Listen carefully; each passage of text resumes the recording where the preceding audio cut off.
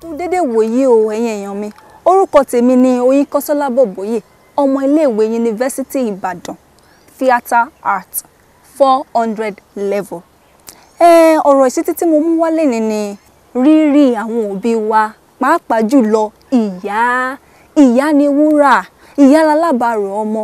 Èmi máa ń sọ bẹ́ẹ̀ mi ṣe máa ń kí àwọn òbí mi, especially ìyá tó bí mi lọ́mọ. Èmi máa ń kí ni oríkì ìdílé rẹ̀ ni mo máa ń kí. Ọmọ òpó múléró.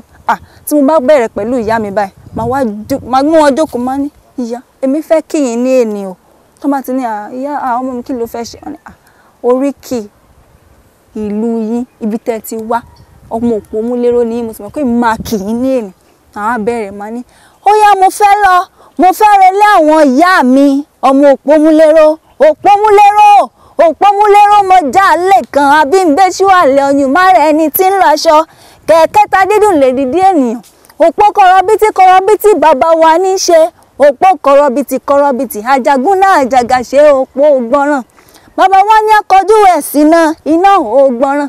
Bàbá wa ní akọjú ẹ̀ sómi, omi ògbọ́ràn. Bàbá wa ní akọjú ẹ̀ sẹ́rùn gangan bàbá ifá, ẹ̀rùn gangan bàbá òjò, ẹ̀rùn gangan bàbá ọ̀dá, ọmọ alákùkọ gàgàrà tí máa ródò kan bà légéńté, ojúmọmọ wọn láwọn rè ìlú ọ̀hán, ọmọ ìkẹ́rẹ́ tó dá tí jẹ́mọ́já, èyí tó dá látàjù olókùú ẹ̀sìn ni ń gbéni láṣọ lọ, wọ́n láwọn wẹ̀ níwàta ilé mọ́tímọ́tí láṣọ ẹni mọ́ni lára, wọ́n láwọn wẹ̀ níwàta ilé kétékété láṣọ ẹni mọ́ni lára, ọmọ ìkẹ́rẹ́ tó dá tí jẹ́mọ́já, èyí tó ta látàjù olókùú ẹ̀sìn ni ń gbéni láṣọ lọ.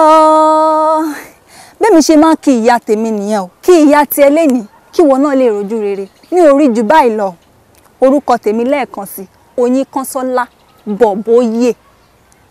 Nọ́mbà mi ni 0 8 1 0 2 9 8 7 2 àti 4. Ìyẹn ni pé 081 02 98 73 24. Ìjìnlẹ̀ ọ̀rọ̀ Yorùbá tí ó ládàlú. Wọ́n ti rí gan-an àtúnṣe àṣìlẹ̀.